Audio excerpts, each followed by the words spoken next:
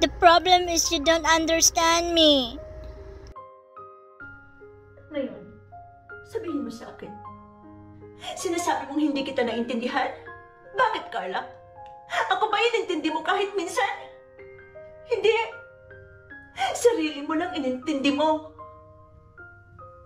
Sana, kahit minsan, pinapahalagahan mo lahat ng paghihirap ko sa inyo, lahat ng sakripisyo ko sa inyo. Sana, tuwing umiinom ka ng alak mo, habang hinihit-hit mo yung sigarilyo mo, habang nilulusay mo lahat ng perang pinapadala ko, sana naisip mo kung ilang pagkain ang tiniis kong di kainin para lang makapagpadala ng malaking pera dito. Sana, habang nakahiga ka dyan sa kutsyon mo, natutulog, sana naisip mo kung ilang taong tiniis kong matulog mag-isa, nangungulila sa mga yakap ng mga mahal ko.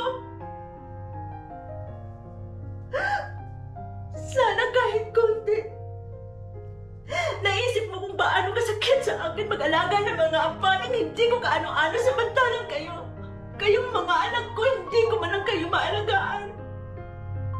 Alam mo ba kung gaano kahirap yan bilang isang ina? Alam mo ba?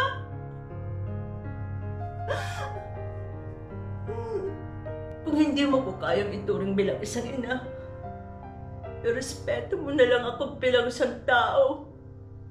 Yun lang, Carla. Yun lang.